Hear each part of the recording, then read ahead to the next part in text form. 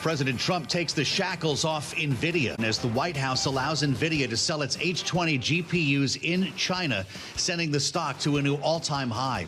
I'm Joe Matthew alongside Kaylee Lyons in Washington. Thanks for joining us on Balance of Power. This coincides, Kaylee, with a series of investments in AI and energy that the president is making today in Pennsylvania. He's just on his way out of town now. Yeah, and making some news as he departs Washington, specifically on something he teased earlier today, posting on True Social that there was a trade deal with Indonesia and that details will follow. He is now providing those details, Joe, as the U.S. will be imposing a 19% tariff on imported Indonesian goods. The president said the tariff on U.S. goods going into Indonesia will be 0%. Interesting way to transmit this information as opposed to a piece of paper. The president right now is talking with reporters in the driveway of the White House on his way out. So we'll let you know more as we learn it. But yeah, redhead on the terminal, 19% Indonesia. I guess we have another box to check, which leaves 70 some odd others.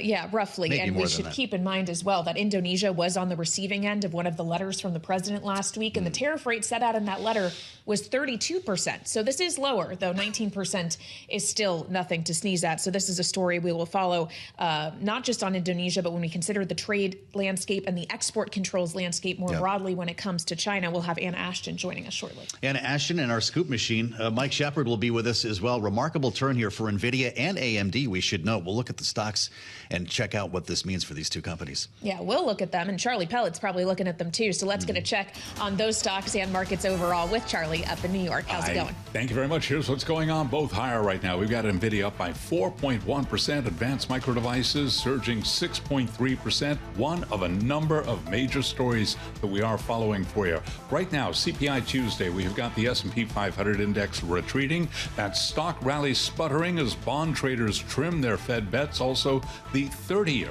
5.01%, but right to the equity markets, S&P down 13, 62.55, retreating from a record down 0.2%. The Dow down 367 now, down by about 0.8%. NASDAQ Composite Index up 102 points, up 0.5%. Our Mag 7 Index, of which Nvidia, of course, a part, up 0.8%. The 10-year, 4.47%. The 2-year, 3.95%.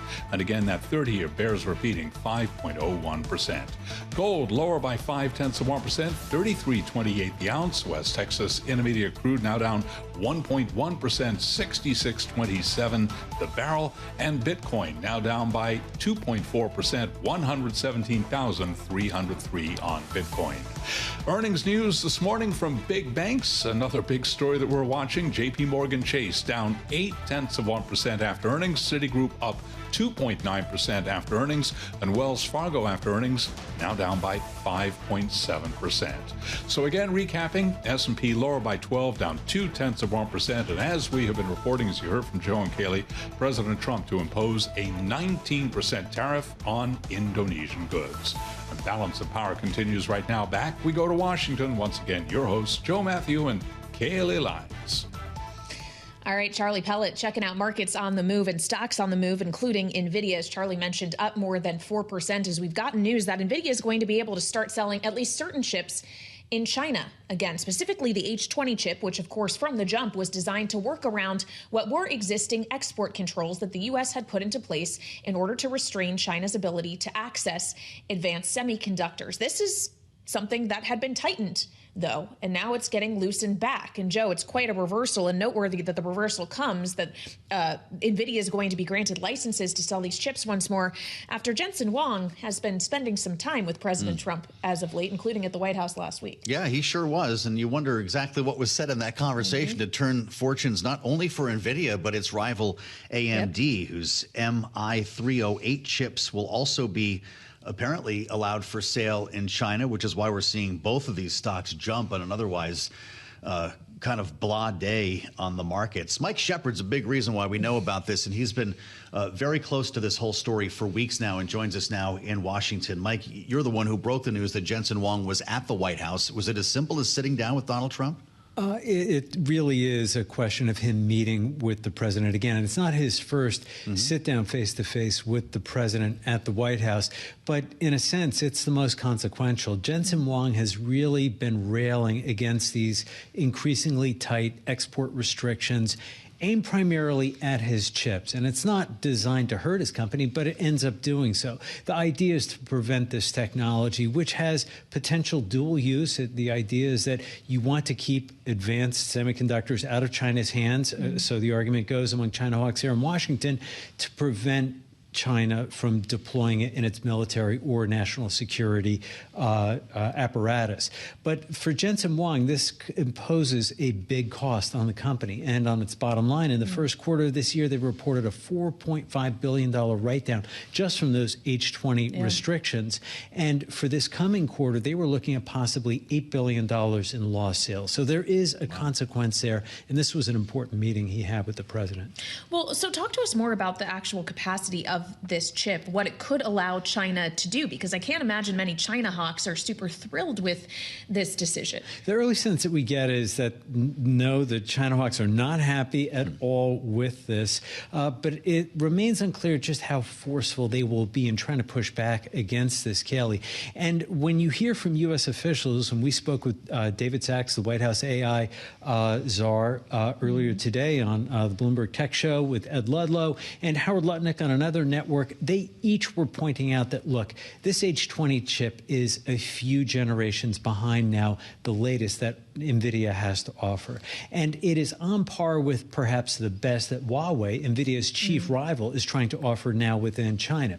The idea is this, if you talk to Jensen Huang, that you want American technology to be sold around the world. But if the U.S. is not selling it to China, which is the world's largest semiconductor market right now, you allow Huawei free reign potentially there. And that gives Huawei perhaps a springboard to start selling into some other markets. And that's a risk for Nvidia. You know, we talk about computer chips. People think about Intel inside, these microchips. These are massive. These GPUs are hardware stacks that require proprietary software to run them. You were talking about this H20. It weighs about 70 pounds, Mike. You've held them with heavy. your own hands.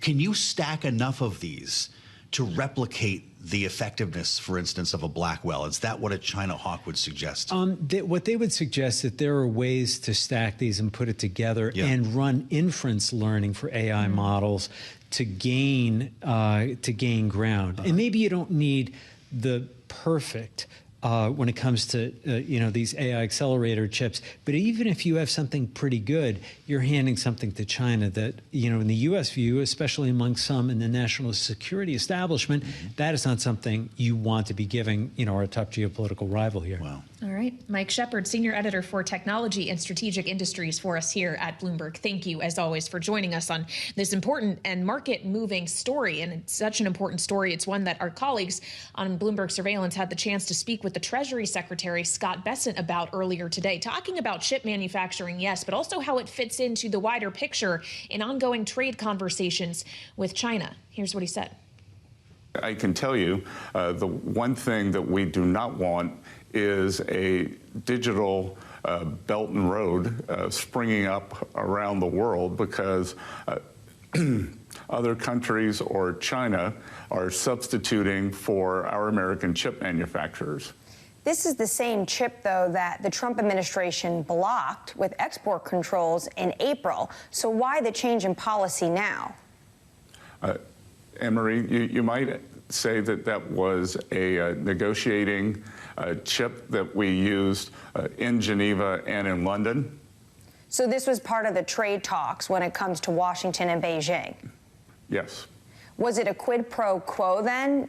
As you said, it wasn't, but was it potentially to make sure that you can get the licenses when it comes to rare earths?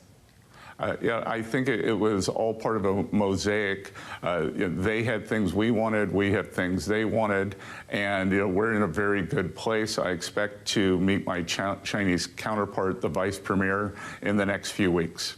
So when and where will that meeting take place?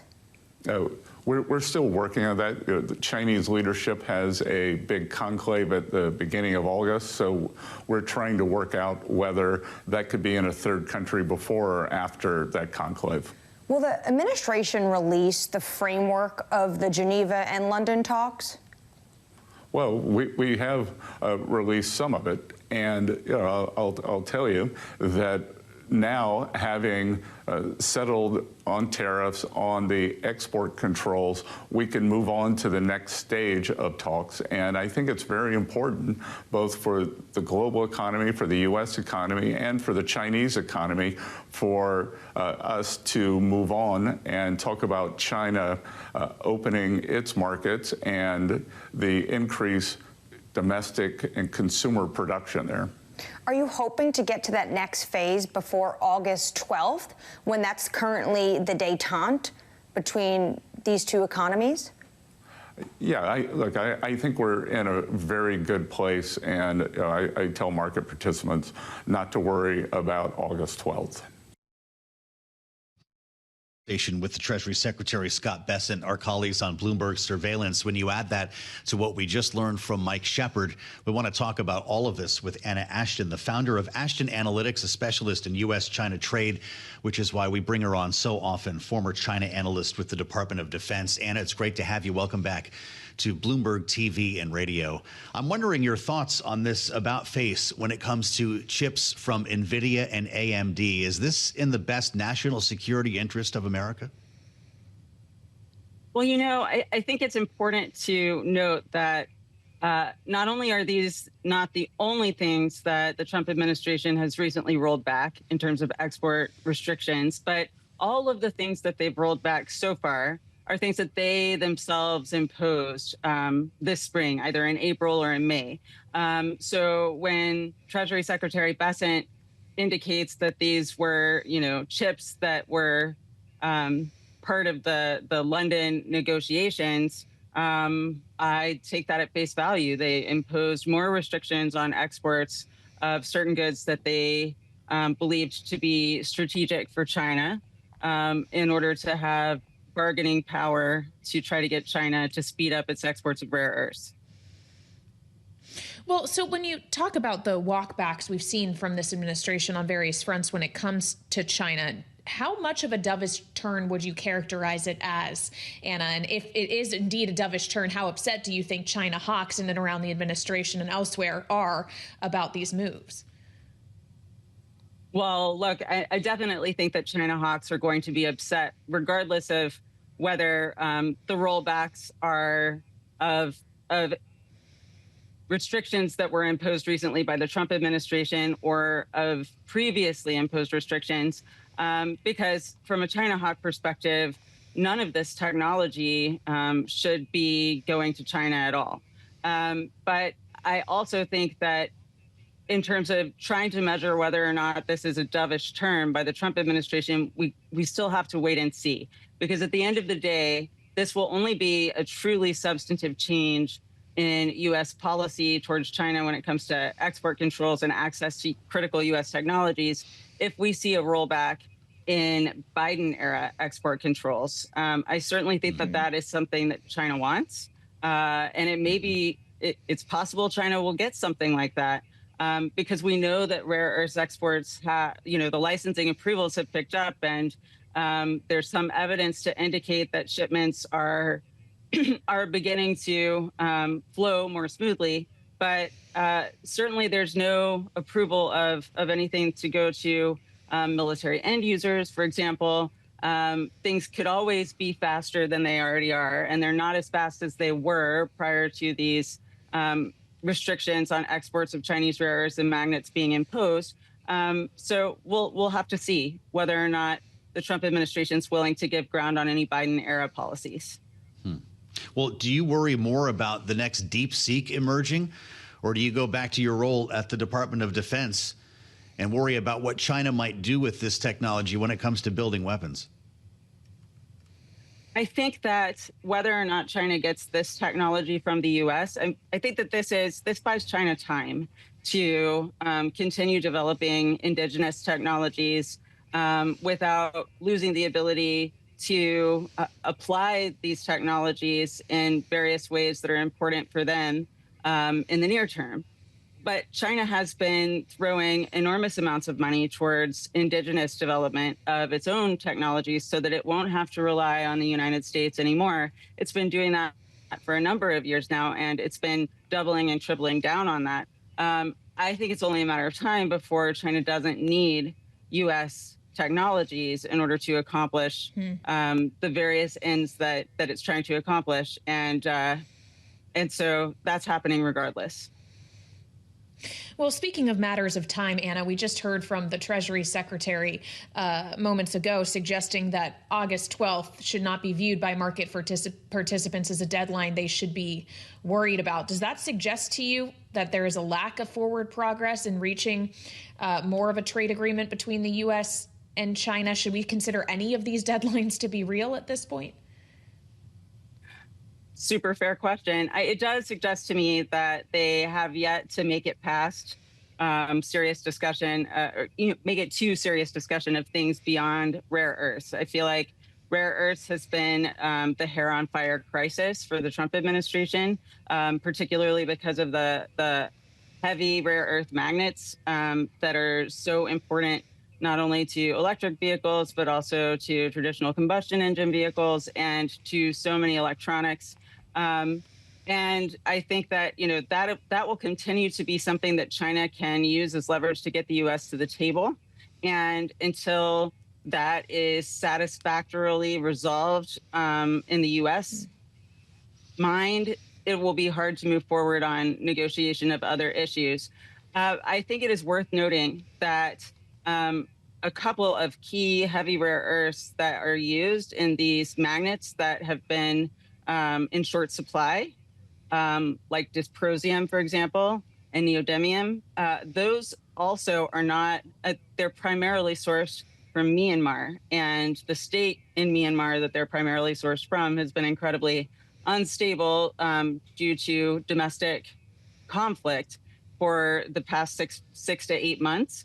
And China itself is having a hard time getting these things. So it's just worth keeping in mind that China is not necessarily simply using these rare earth export licensing restrictions to gain leverage vis-a-vis the U.S. It is also thinking about its own supply security.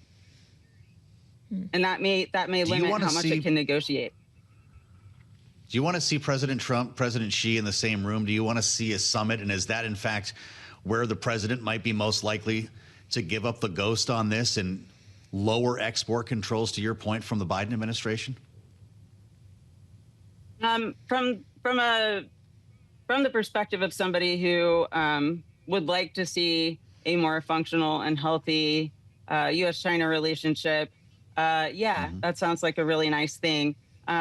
When I'm thinking about it in terms of strict U.S. interests, there are things that could certainly be gained there.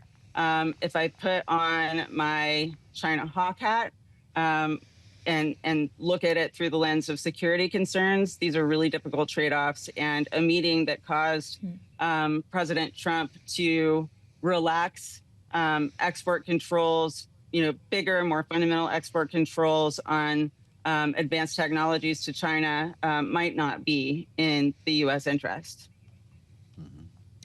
Anna, we learned from President Trump yesterday that if no ceasefire agreement is reached between Russia and Ukraine within 50 days, that he will look to impose 100% what he described as secondary tariffs on countries that help Russia, including big buyers of Russian oil. Read China. How do you expect Beijing would respond if indeed something like that were implemented? Would their behavior be, okay, we're going to stop buying cheap Russian crude and exports, or we're going to potentially retaliate against the U.S. with tariffs in kind?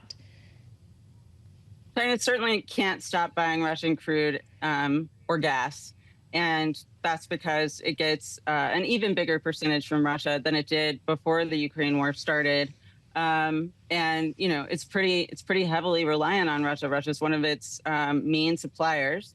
So that's not in the cards. What is potentially in the cards is use of smaller companies instead of their main oil and gas companies, which is already to a large extent the case, to move that oil and gas and therefore sort of shield China's broader economy from any secondary sanctions that are imposed. If the secondary sanctions don't hit the big banks that are, if the big banks aren't processing these transactions, then, China can kind of prevent calamity from ensuing as a result of the sanctions. And we've seen them do that with their purchases from Iran as well. That's what I would expect that to be their first move. Well, so Anna, if I read you correctly, if China's not going to be able to actually adjust its purchases of Russian oil, would that mean that these secondary sanctions, tariffs, whatever you want to call them, would not have the intended effect the president wants here, which is to put the squeeze on the Russian economy and stop them from being able to fund their war machine? I don't think that they would have the intended effect, because I think that, other countries that are buying from Russia might not have the same safeguards in place to protect them from secondary sanctions, but China certainly has safeguards in place, and China is the biggest buyer. So, I think that we've been learning the hard way for a few years now that there are limits to the power of U.S. sanctions, and they don't always achieve what we hope that they will achieve. And I don't think that secondary sanctions on all sales of Russian oil are necessarily going to achieve what Trump wants. All right, Anna, we appreciate you joining us as always. Anna Ashton is founder of Ashton Analytics, a specialist in U.S.-China trade and economics, of course, a former China analyst at the Department of Defense, here with us on Bloomberg TV and radio. And as we discussed with Anna, the threat of secondary sanctions and the deadline Russia is now facing down, perhaps that deadline too, Joe, is a little bit squishy, as the president suggested to reporters that it could be sooner than 50 days for the Russia deadline. Deadlines. We remember there was a 2-week deadline, I think, for Iran, and strikes took Yes. place only days into that period of time. So it might be a case of as many as 50 days when it comes to this administration. Yeah, so that headline and others we've gotten from President Trump as he spoke with reporters upon departure from the White House. We are expecting to get some tape rolled back on his remarks. We'll, of course, bring that to you here on Bloomberg TV and radio when they begin. But we also want to check in on financial markets on this CPI day. So for that, we turn to Charlie Pellet, who has a look from New York. Hey, Charlie. Hi, thank you very much. CPI day today, PPI tomorrow, and right now we are trading at just about the lows of the session. Right to the numbers here. Relatively tame inflation data failing to ease Wall Street's worries about the impact of tariffs. The S&P now lower by 12, 62.56, down 0.2% as of now. Worth pointing out, though, that briefly during this morning's session, we did trade as high as 6,300 on the S&P. The Dow now down 357, down 0.8%. Nasdaq Composite Index, though, on the China chip news, up 96 points, up 0.5%. Nvidia up 4%. Advanced Micro Devices up now by just about 6.1%. 10-year 4.48%, the 2-year 3.95%, the 30-year back above 5%, 5.01%. Gold down $12 the ounce, 33.31, down 0.4%. West Texas Intermediate crude down 0.9%, 66.38 a barrel. And Bitcoin now down 2.4%, 117,310 on Bitcoin. So again, stocks lower. Nvidia and Advanced Micro Devices plan to resume sales of some AI chips in China after securing Washington's assurances that such shipments will get approved. Shares of both companies and other chip makers higher. Nvidia up 4.1%, Advanced Micro Devices up 6.1%. For on-demand news 24 hours a day, subscribe to Bloomberg News Now wherever you get your podcasts. And back we go to Washington. Once again, your hosts, Joe Matthew and Haley Lyons.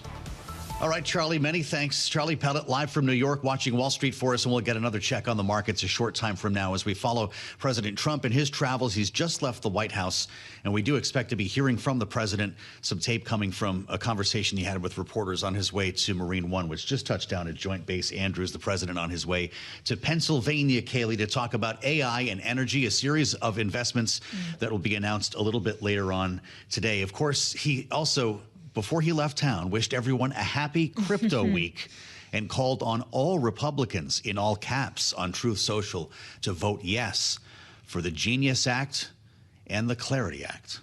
Indeed. And of course, there's a third piece of legislation that's going to be considered as well, that anti-CBDC bill, essentially the three of them together comprising Crypto Week. The question is, can all three of them actually pass in the House of Representatives and then in the Senate for those that hadn't originated in the lower chamber. So we want to get a look at that now as we turn to Republican Congressman Mike Flood, who is with us. He, of course, represents Nebraska, its 1st district, and as a member of the House Financial Services Committee, in addition to being vice chair of the Republican Main Street Partnership. Congressman, thank you for being here. Of course, the Genius Act, the stablecoin legislation passed the Senate. It does seem there's a lot of optimism that you will be able to pass that in the House. But what about the Clarity Act, the market structure bill? Are you as optimistic about its fate? I really am. You know, Patrick McHenry, when he was chair, worked hand in glove with French Hill on digital assets. Our chairman now, French, is taking this to the next level. Listen, the House has been a leader in this space. We know what we're doing. We have been at this for several years. The Clarity Act will pass. In fact, last year when we did market structure in the House of Representatives, I think we got about 71 Democrats. So I don't know if we'll get that many this time, but this is a bipartisan piece of legislation that meets with the favor of a great majority of folks in both chambers. And I'm confident that Crypto Week will be a success and we will finally have a bill signed into law on stablecoins. Now we have to urge the Senate, after we pass the Clarity Act, to do the same in the upper chamber so we can move this forward. How do you close the deal on that, Congressman? And welcome back. It's good to have you on Bloomberg. The Genius Act is one thing, but indeed the Clarity Act appears to be something different. And if you need Democrats to make this happen, a lot of them say that they'd like to see language that removes President Trump and his family from crypto investments. That appears to be the cause of the allergy that many Democrats have here. Would that help it get done? Is that possible? I'm sure that's what they're asking for. I know that French Hill, our chairman, has been working with Senator Scott in the Senate. Listen, we're about anything that gets us over the line. I'm hopeful that the Senate will prioritize market structure like we have in the House because, yes, it is a win to have stablecoins, but you can't have one without the other. There's no clarity. The reason we named that bill that is right now under Gary Gensler when he was in charge of the SEC, he thought everything was a security. The CFTC obviously should have authority over Bitcoin. We have to pick a lane, know where you're going, and that's why the Clarity Act getting done this year will send the signal to every other country in the world that the United States will remain the world's reserve currency with the dollar, and transactions in Africa, transactions in South America, they will be built on the strength of the dollar, and that's why we're so about getting this done in a quick manner. Congressman Mike Flood, Republican, with us here representing Nebraska's 1st District. Congressman, it's great to have you, and I hope we'll have more time when you join us next. On the trade front, when it comes to Indonesia, suggesting Indonesia is going to face a 19% tariff on its imports into the United States, while the United States will face no tariff on its exports to Indonesia. A good deal, I suppose, for the United States. I don't know if we've heard from Indonesia on this. There's been no paper on it. It seems to be an interesting way to roll out a major trade deal in the driveway of the White House. But let's get into it with Anna Wong, who is with us now. Of course, Bloomberg Economics chief U.S. economist.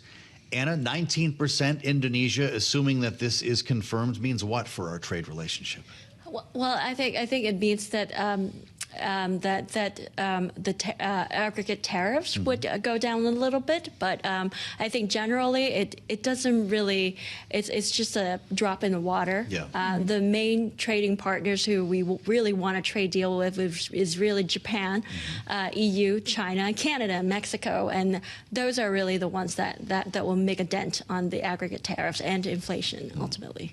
Well, the president did talk about the EU, saying that we're making progress with Europe, but we already have the letter, knowing that he's suggested that these letters in and of themselves are deals, which would suggest a 30% tariff on the EU, which he's threatened for August 1st. The question, though, Anna, is to what extent tariffs already, not just the ones that are threatened, but the ones that are in place, are feeding through the U.S. economy. When we look at what was once again a more muted print on CPI, at least on the headline, it would suggest that not yet. But talk us through what's actually going on underneath and whether or not we actually may be seeing more tariff effect than meets the eye. Yes, so today's CPI is the 4th straight soft report. However, in the details, it shows a much brisker pace of tariff pass-through.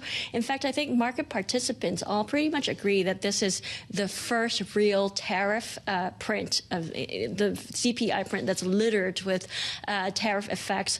Appliances, washing machines, clothing, men's clothing, women's dresses, everything, audio equipment. You could see a pretty broad-based tariff effect. However, at the same time, hotels costs went down, and shelter costs went down, and as a result, the overall print is not as high as it would be. So I think the takeaway of many people is that going forward, we may see even more tariff pass-through. I guess that was my question. If this is the start of a trend, what are we going to look like 6 months from now?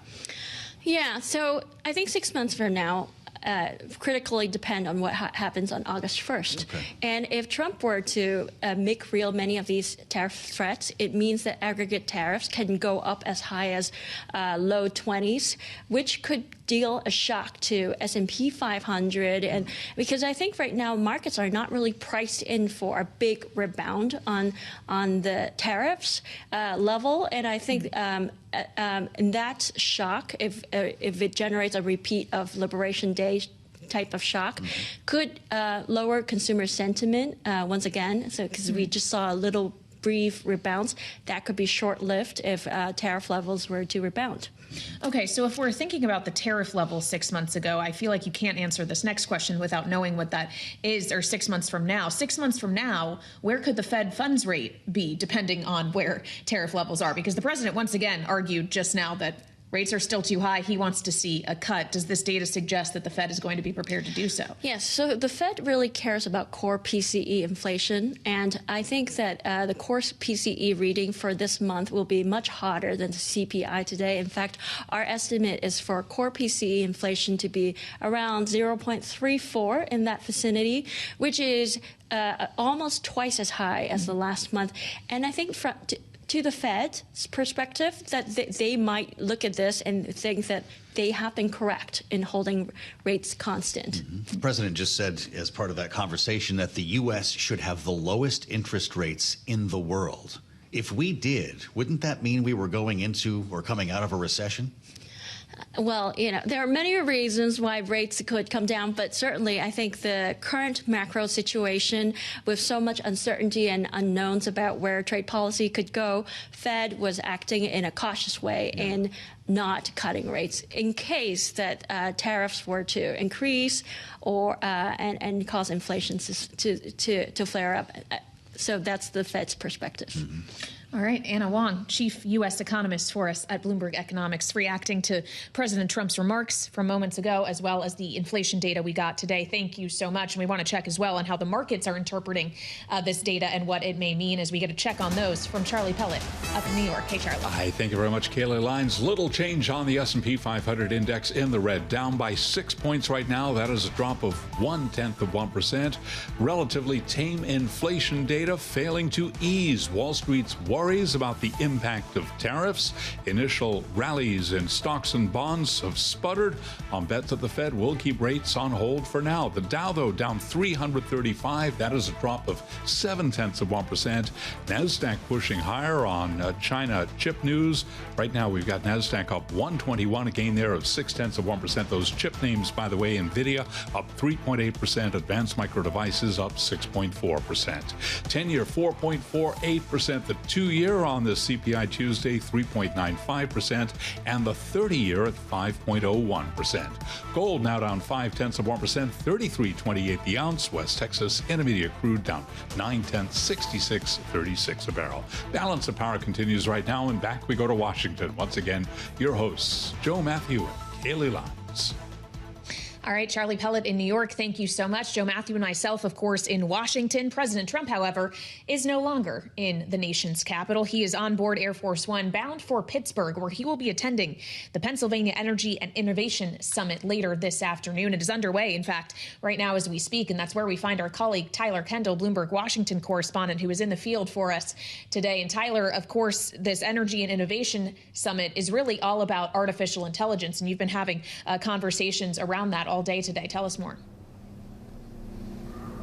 Yeah, hey, Kelly, exactly right. We're here to talk about the future of the U.S., trying to keep an edge when it comes to AI, but a big part of that is finding the energy to fuel it, because it's actually kind of difficult to pinpoint just how much energy artificial intelligence uses, but we know that it uses a lot and that the demand is only growing. A recent analysis from Goldman Sachs shows us that energy from AI data centers is expected to increase by 160% between now and 2035. So there is this huge surge in demand. So that's a big focus of the conversation here today. And I actually had the chance to speak with the Energy Secretary, Christopher Wright, about this idea that the administration is trying to use deregulation as a way to boost energy production in the United States. But I also was asking him about costs and how tariffs come into the picture. In particular, as you're about to hear, how that 50% tariff on copper that's set to go into place on August 1st will impact the industry, considering that copper is really essential when it comes to getting this power over to the AI data centers. Well, I think the biggest impact of that 50% tariff on copper is going to speed up copper mining in the United States. We have enormous copper resources here. We have some huge mines that have been trying to get going for years. We want to get copper production growing rapidly in this country. Copper, like steel, is just essential to everything that happens in the world. Should we expect the energy industry to get some sort of tariff carve-out moving forward? I believe the president plans no special carve-outs. He wants to reindustrialize the United States of America. There's a lot of tools to do that, make it easy to invest in the United States, make it attractive to invest in the United States, and tariffs are an additional element of that toolbox. I'm sure you're talking to industry, though. Is a carve-out on the table? Are there any negotiations underway for, say, the oil industry to get a carve-out when it comes to the equipment that they use in the field, like copper or steel, for example? No discussions right now. We are hearing from the industry, and of course this is true. If you incrementally raise the cost of projects, that hurts the economics of them. We want to do everything we possibly can to maximize investments in the United States so jobs and opportunity come here to our country. Lastly, I just want to ask you a geopolitical question, because we did hear from President Trump yesterday threatening 100% so-called secondary tariff on countries that import Russian energy supplies. If that were to go into effect, what would that do to prices in the global energy market? Something like that would likely drive oil prices up. I think President Trump's strong agenda there is to end the war in Ukraine. Our hope is that that large pressure will have an impact on Russia, and we can bring just a brutal war in Eastern Europe to an end. That's President Trump's goal, is prosperity at home and peace abroad. And the old formulas weren't working very well in that respect. So yeah, President Trump has very different tools, very different negotiating skills, and very different level of boldness. I think we're going to see tremendous growth in peace abroad and prosperity at home. Joe and Kaylee, I want to point out something there, which is that he said that carve-outs aren't really on the table at this point, but I did speak with the head of the American Petroleum Institute, which represents the industry, and they said that they are lobbying the administration for some sort of carve-out, even if it were to be short-term, in particular, to help get some sort of relief when it comes to the supplies and the materials that go into the infrastructure that helps them move the energy, such as copper or steel.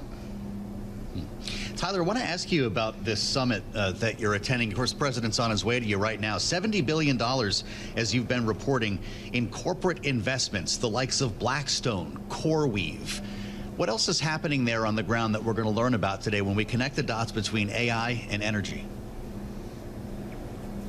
Right. So, Joe, these investment announcements really are spanning where the money is going. It could be for data centers or the energy infrastructure. Of course, as we're discussing, perhaps more money behind drilling in order to get the energy levels up to meet the production demand. But it's also about this idea of training the AI workforce and AI apprenticeships, for example. Those are some of the themes that we are expecting the president to touch on. The administration really has taken sort of a broad approach when it comes to trying to maintain this edge in artificial intelligence. It's that part of engaging with the private sector that we often hear President Trump talk about, this need for investment to come into the United States in order for the U.S. to compete, paired with the other part of their deregulation agenda. And of course, deregulation, we talk about it with energy, but it is a really big topic when we are discussing artificial intelligence. We saw basically this play out during the reconciliation package when some of these big tech companies weren't happy with how that ultimately shook out, with one of those provisions being stripped out that would have imposed that moratorium when it comes to state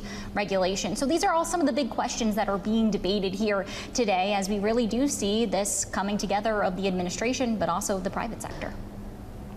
Well, and Tyler, just quickly on that deregulatory effort, is there a sense that that can happen quickly enough that energy supply specifically can be unleashed with demand rising exponentially to power artificial intelligence?